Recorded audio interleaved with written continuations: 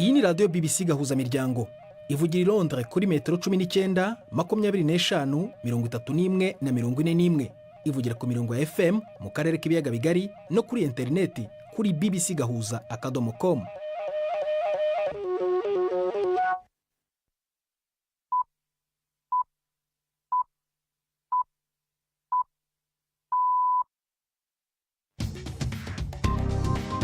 Ubu ni saa 10 n'igice ku isaha mpuzamahanga ya GMT, ni saa 12 n'igice ku masaha yo mu Rwanda no mu Burundi. Muri studio muri kumwe na Prudence Ngiyumva. Wiriwe hoteza amatwi BBC gahuza miryango aho uri hose ku isi, kaza kuri radio kuri bbcgahuza.com, kuri Facebook live mu buryo bw'amashusho no ku mirongo migufi ya shortwave. Tori ingingo z'ingenzi z'amakuru turambora mu kanya kuri uyu wa mbere tariki ya 24 z'ukwa gatatu. Minisiteri y'ubuzima muri Palestine iravuga ko abantu babiri bishwe n'igitero cyo mu kirere cyagabwe na Israel ku bitaro by'i Gaza kigambiriye ibiro bya Hamas. Mu Rwanda rwiyemezamirimo Valence Ruhora imbere akaba n'impuguke mu bumenyi bw'imirire aravuga ko imigati n'amandazi azayitehesha agaciro mu Rwanda. Byatangiye gute? Ibihaza bihari ni byinshi cyane. Nari maze kureba mbona ibihaza birangirika, ariko ntekereza icyo nabikoramo, ariko ntekereza n'ikindi cyakorwa kugira ngo ntazabikora nka buri soko. Urabona ibihaza niyo bisaruye ntabwo bishobora kurenza amezi 3. Iyo batabikomerekeje bishobora kugira ngo byibuze maximum n'amezi 5-6. Mu Burundi ho ibura ry'inzoga zikorerwa mu gihugu zikomeje gutera ingaruka kuri bamwe mu bacuruzi. Hari navugwa mu mikino.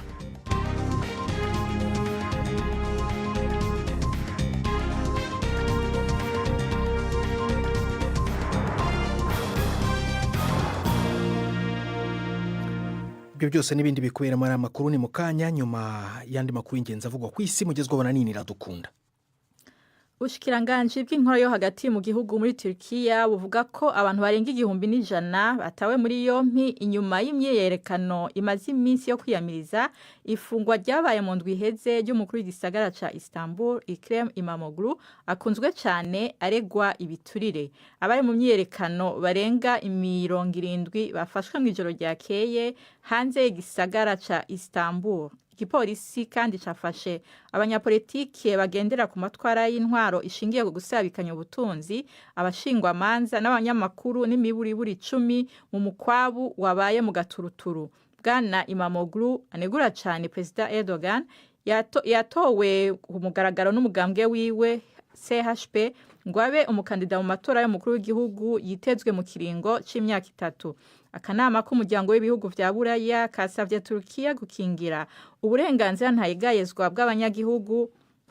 Mu kiganiro yagiranye n'abanyamakuru i Bruxelles, umuvugizi w'ako kanama Guillaume Mercier yavuze ko naho bifuza ko Turkiya iguma ifatanye n'Uburaya, ivyo bisaba ko umuntu yiyemeza neza gukurikiza amategeko ya demokrasi. Icyo twavuga ni ifatwa rya Meya İmamoğlu n'abigaragambya basaba ko Turkiya yakubahiriza amahame ya demokrasi amaze igihe. Nk'umunyamuryango w'akanama k'Uburayi ndetse wifuza kwinjira mu muryango umwe bw'Uburayi, Turkiya igomba kubahiriza indangagaciro za demokrasi, uburenganzira bw'abategetsi batowe ndetse n'uburenganzira ku bigaragambya mu mahoro bigomba kubahirizwa uko byakabaye. Angola ivuga ko itakira umuhuza mu ntambara iri mu buseruko bwa Republika ya Demokarasi ya Kongo. Mu myaka 2 iheze umukuru w'igihugu ca Angola Joao Lourenço yagerageje gushika ku masezerano y'agahengwe kugira ngo intambara ziri hagati y'abagwanyi ba M23 bashigikiwe n'u Rwanda n'ingabo za Kongo zihere.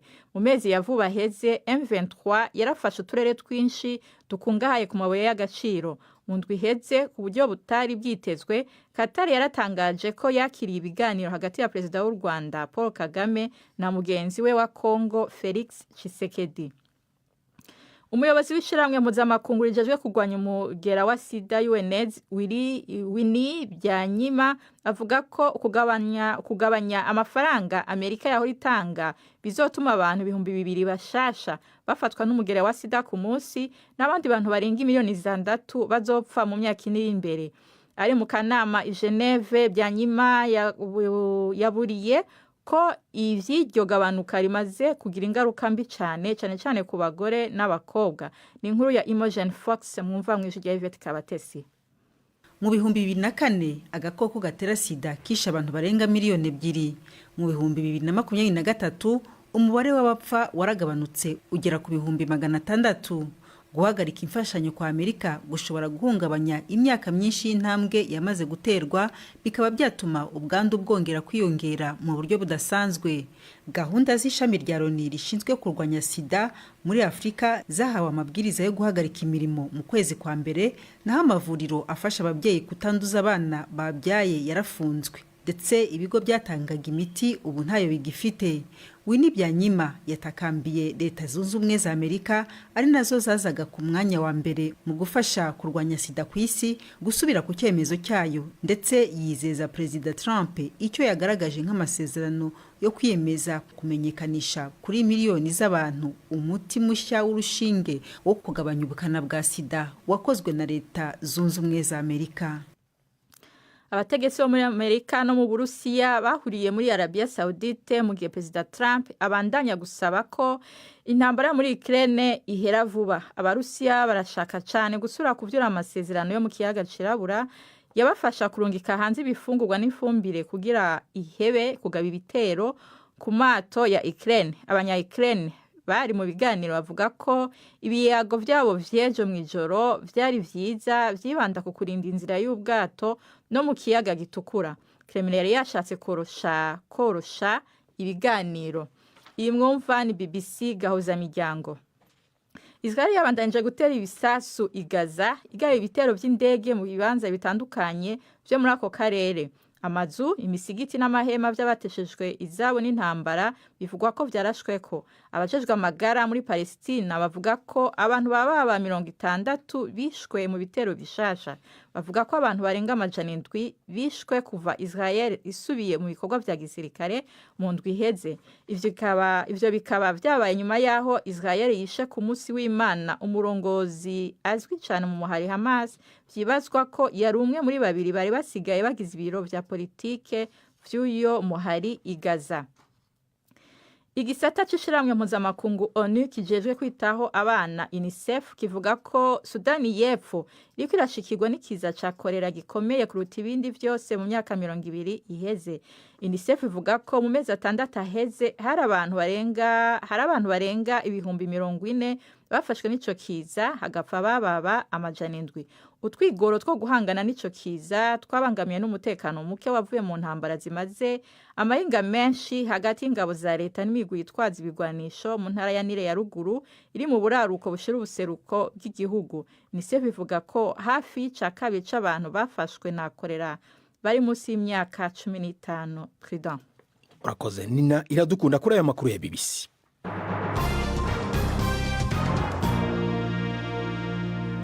Ikaze ku makuru arambuye duhera mu burasirazuba bwo hagati. Minisiteri y'ubuzima muri Palestine iravuga ko abantu babiri bishwe n'igitero cyo mu kirere cyagabwe na Isiraheli ku bitaro by'i Gaza kigambiriye ibiro bya Hamas mu rwego rwa politiki. Hagati aho ibikorwa bya gisirikare byo ku butaka bya Isiraheli nabyo biri kuvugwa kuri uyu wa mbere. Inkuru ya Emile Nader uri Yerusalemu muri yumva mu ijwi rya Jean-Claude Mwambutsa. Amashusho yerekana akajagari kakurikiye iki gitero, inyubako yo hasi y'ibitaro Nasser igurumana n'icyumba cyo kwita ku barwayi cyasenyutse. Byavugaga ko Ismail Barhum, umukuru w'ishami rishinzwe imari rya Hamas, yari umwe mu bayobozi babiri bakuru ba biro nyobozi y'uyu mutwe bari basigaye muri Gaza, ngo yari mu gice cyita ku mbagwa aho yivuzaga ibikomere yatewe n'ikindi gitero cyabanje. Inzego z'ubuzima muri Palestine zavuze ko umwana w'imyaka 16 wari umaze kubagwa ari umwe mu bapfuye, naho abandi benshi barimo abakozi bo kwa muganga bagakomereka. Umukuru w'ibi bitaro yashinje Israel kurenga ku mategeko mpuzamahanga agenga ibihe by'ubutabazi. Minisitiri w'ingabo wa Israel yavuze ko Barhum yaraherutse kugirwa minisitiri w'intebe mushya wa Gaza, cyakora Hamas yari itarabyemeza. Israel ikomeje gukaza ibitero byo ku butaka no mu kirere. Amakuru akavuga ko mu gitondo cy'uyu wa mbere habaye ibitero karahabutaka mu mijyi irimo Rafah na Khan Yunis. Ejo ku cyumweru inzego z'ubuzima zatangaje ko abanyapalestine bamaze kwicwa kuvaho Israel itangirije ibikorwa bya gisirikare muri Gaza bamaze kurenga ibihumbi 50.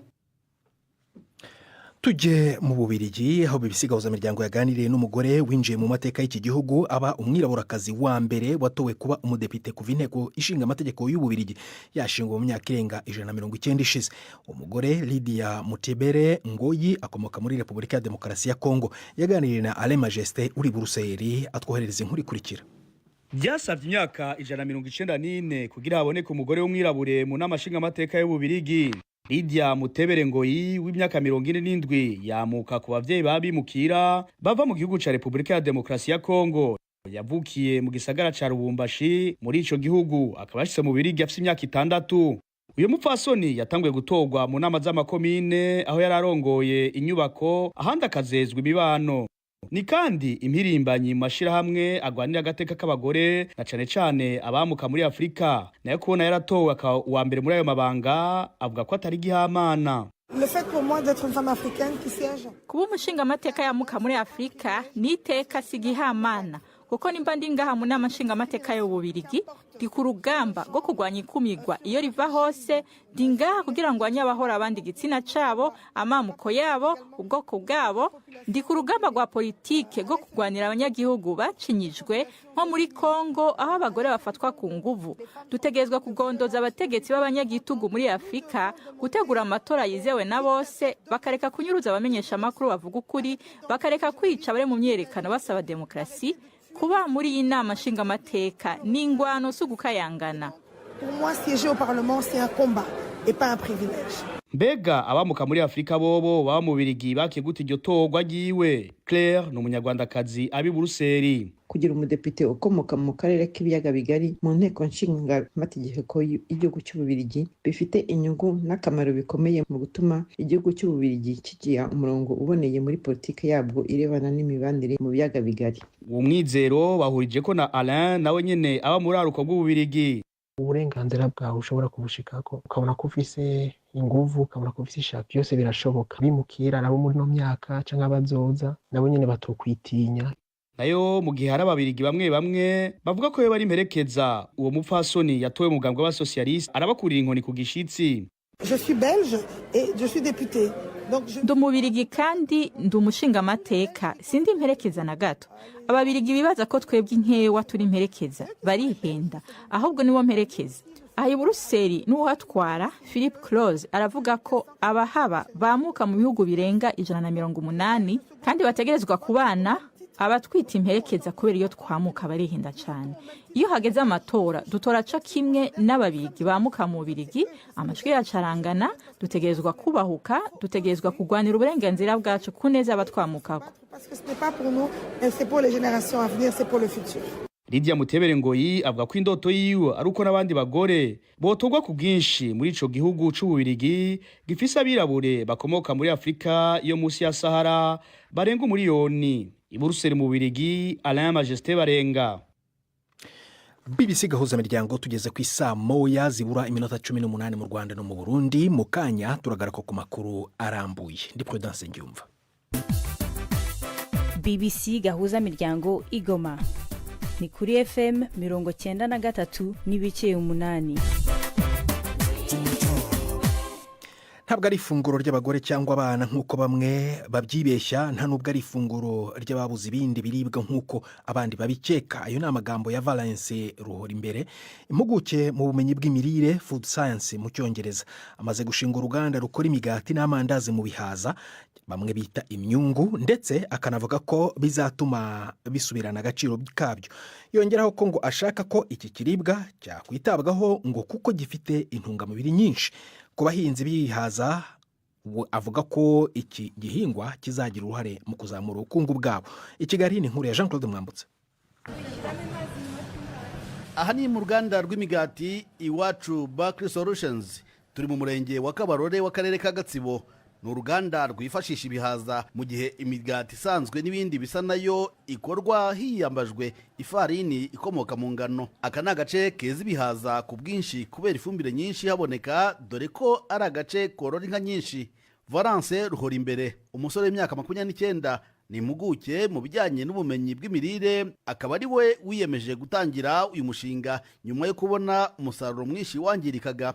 ibihaza bihari ni byinshi cyane. Nari maze kureba mbona ibihaza birangirika ariko ntekereza icyo nabikoramo, ariko ntekereza n'ikindi cyakorwa kugira ngo ntazabikora nka buri soko. Urabona ibihaza niyo bisaruye ntabwo bishobora kurenza amezi 3. Iyo batabikomerekeje bishobora kugira byibuze maximum n'amezi 5-6.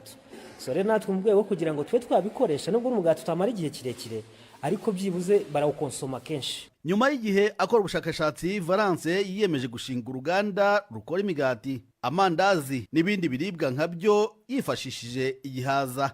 Ngo yasaga n'ushyira mu bikorwa ibyo yize mu ishuri, dore ko amasomo ye ya kaminuza yibanze ku bumenyi mu by'imirire cyangwa food science mu cyongereza.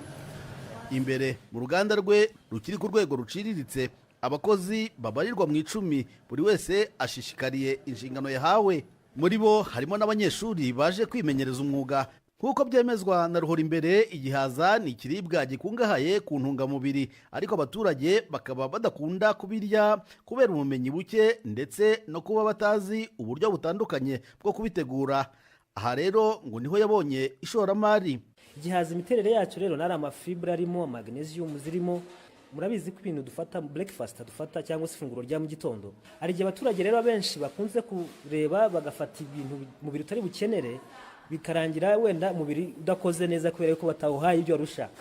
So twebwe rero bafashe byarinda zirimo za ntungamubiri zivuye mu gihaza, dutekereza ko wa mubiri wabashije kubona ibyibanze ukeneye. Mu gihaza rero harimo zo ntungamubiri zitandukanye, by'umwihariko vitamine C. Twagerageje no gukora ubushakashatsi inshuro zitandukanye dufatanije n'abari muri kaminuza y'u Rwanda, tureba se kuko niyo tubitunganije hari process hari zitakara, ariko dusanga byibuze ku kigero cya 70% bisigaramo. Ruhorimbere avuga ko iki gihingwa kitahabwaga agaciro kigiye guhindura ubuzima bw'abaturage. Nubwo twongeyeho umwihariko w'igihaza, ariko twebwe ahubwo byagabanyije cost. Kugihaza kirahendutse ugereranyije n'ifarini. So na sukari yacu turayigabanya. Nuvuga ngo twebwe wa mugati wacu n'ubundi n'uburi mwizo ntungamubiri twasimbuje ibimera, n'igiciro cyacu kiraringaniye. Yaba ari quantity na quality arabibona.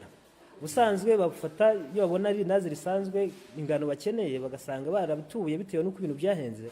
Twebwe rero dukoresha wa mwimerere utaduhenze, byo twakuye muri loko ahantu mu baturage bisanzwe, n'ubundi biraduhendukira ndetse ugakora na yangano bakeneye bakakibona kirimo za ntungamubiri ndetse kitabahenze. Kugeza ubu isoko riracyari ritoya kuko abaturage batarumva agaciro k'iki gihingwa. Avuga ko akora ibiro bitarenze 350 ku munsi, mu gihe uruganda rufite ubushobozi bwo kuba rwakora imigati n'ibindi byagera kuri toni 3 ku munsi. Valence uvuga ko yamaze guhitamo akazi, avuga ko inzozi ze ari ngari. Uretse imigati n'ibindi bike akora, Valence ngo akomeje n'ubundi bushakashatsi ku buryo igihaza yakibyazamo n'amavuta yo guteka n'ibindi nk'imitobe.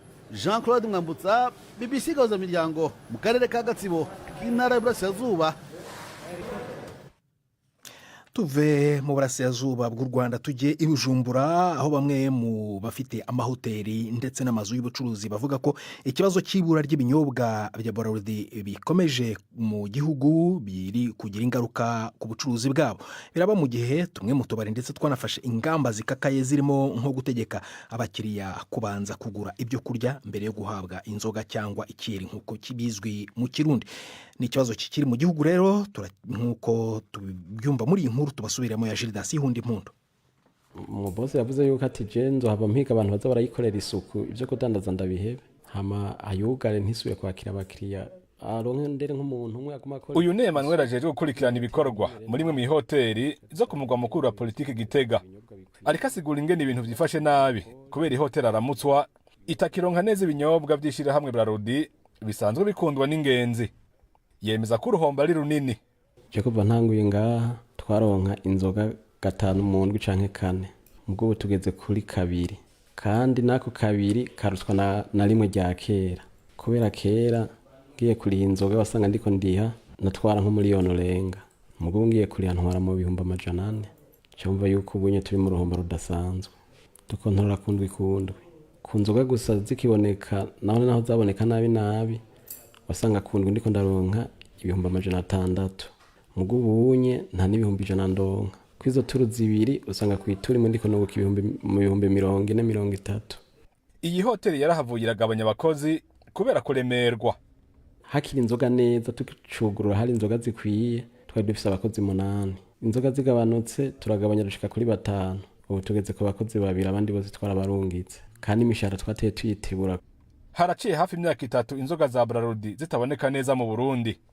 Ibi bituma aho zibonetse haba uruhagarara abantu bakazirwanira, canke ugasanga umukiriya yaguze nk'amacupa 5 icarimwe kubera bazi neza ko mu mwanya mutoya zizoba ziheze.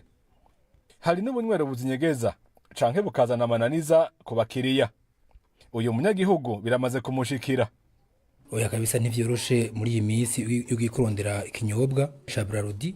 Jewe ndaherutseyo bambwira yuko kugira ngo bampe inzoga ashobora kunwa ari uko ashobora kugurana n'inzoga bita Vitaro kugira ngo ashobore kuronka nk'ikiyeri canke ari umwa Amstel akambwira yuko agurana na Vitaro kugira ngo aronke Amstel. Ubuherutse hoho kabaye kamaramaza kuko twaragiye tugiye dusanga zirahari batubwira yuko umuntu ashobora kuronka inzoga ari umuntu ashobora kuvaho aguze inyama. Mu mpera z'uku kwezi kwa kabiri abashinga amateka baravyiyamirije aho basavye umushikiranganje w'ubudandaji gufata ingingo. Ikinagira sabe kwabo bantu ubwo bari buto bobirija ngo cugende utanywe fantako Vitaro fungura kucingufu naho nyene mu bafatira ibihano. Umushikiranganje Shantare Nijimbere yavuze ko ababikora bagiye kubihanirwa. Kuzukuri ivyo birabujijwe mu budandazwa kuko code de commerce ivuga advantage umwe no kuvuga ngo abaguzi bikikamukiza bakakugira ko imbere y'uko ugura kino kintu babanza kugusaba kugura ikindi bisanzwe bibujijwe n'amategeko kuko advantage umwe bizemewe n'amategeko ngombwa yuko iyo bimenyekanye abajeje intwaro bari hafi ko bashobora kwimenyesha kugira ngo badufashe gutuza abo bantu bikikamukiza kuko abariko bakora ibidahuye n'amategeko. Bene ubu basigura ko ivyo bakora babiterwa nuko inzoga bazironka bigoranye, rimwe rimwe bakazihabwa zizimvye cane, mu nyuma leta ngo ikabategeka kugurisha ku giciro kiri hasi. Imwe mu mvo zituma inzoga za Braludi zikena ni ubukene bw'amafaranga y'agaciro. Mu bushikiranganje bw'ubudandaji bamenyesha ko bariko barakora ibishoboka vyose kugira ingorane itorerwe umuti. Gildas Yihundi Impundu, i Bujumbura.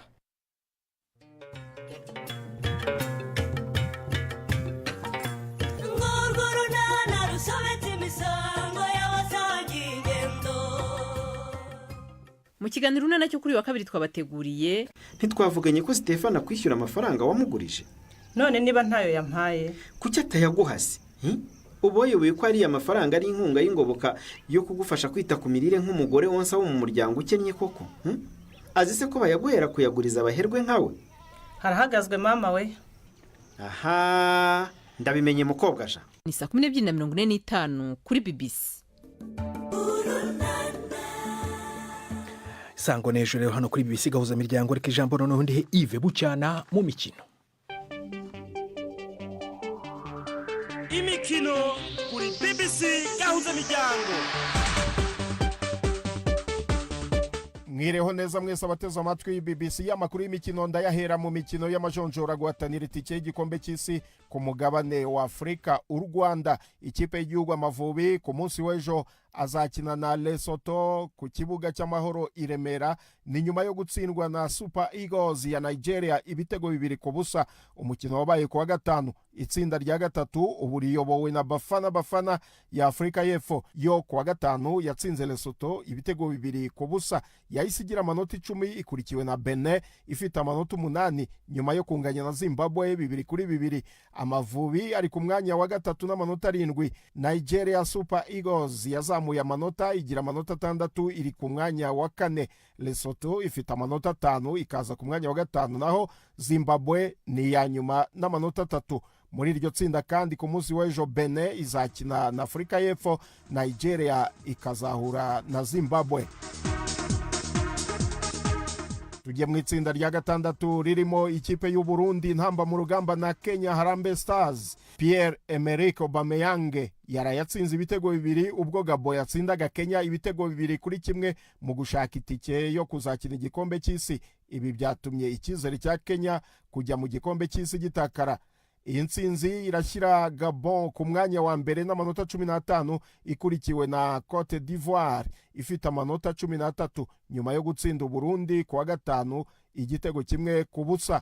Uburundi ni ubwa gatatu n'amanota 7 mu gihe Kenya ifite amanota 6 iri ku mwanya wa 4 igakurikirwa na Gambia ifite amanota 4 naho Seychelles ni ya nyuma nta nota ifite. Iyi Seychelles ku munsi w'ejo ikazahura n'Uburundi, umukino ukazabera mu gihugu cya Maroc. Andi makipe mu karere ari muri rushanwa ni ikipe y'igihugu ya Uganda The Cranes ikina mu itsinda rya 7. Uganda iri ku mwanya wa 5 n'amanota 6 ikazahura na Guinea iri ku mwanya wa 3 n'amanota 7. Iri tsinda riyobowe na Algeria inganya amanota na Mozambique, ariko Algeria ikaza imbere kuko izigamye ibitego byinshi. Nkomereze mu mukino w'isiganwa ry'imodoka rya Kenya Safari Rally. Elfin Evans ukomoka mu gihugu cya Wales niwe watsinze irushanwa ryo gusiganwa ku modoka rya Safari Rally muri Kenya, akomeza kuyobora shampiyona y'isi y'isiganwa ry'imodoka ku manota 36 nyuma y'ibyiciro bitatu. Uyu mushoferi wa Toyota w'imyaka 36 y'amavuko yanditse insinzi ikurikiranye ku nshuro ya mbere, arangiza arusha umunota urenga imbere ya Estoni Ot Tanak we utwara imodoka ya Hyundai.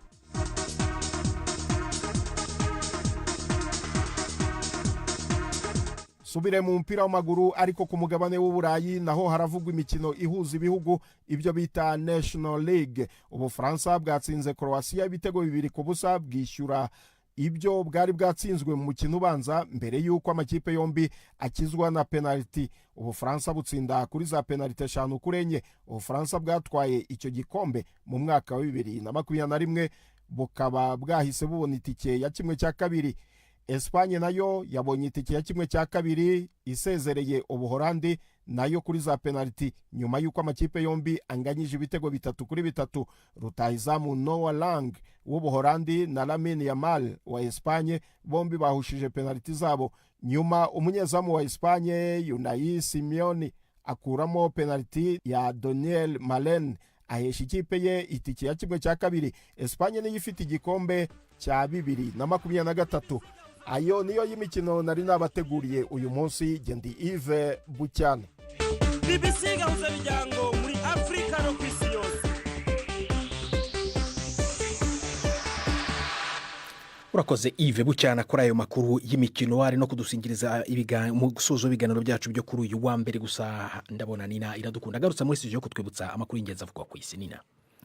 Ubushikiranganje bw'intara yo hagati mu gihugu muri Turkiya buvuga ko abantu barenga 1,100 batawe muri yompi inyuma y'imyerekano imaze iminsi yo kwiyamiriza ifungwa ryabaye mu ndwi iheze ry'umukuru w'igisagara ca Istanbul Ekrem İmamoğlu akunzwe cyane aregwa ibiturire.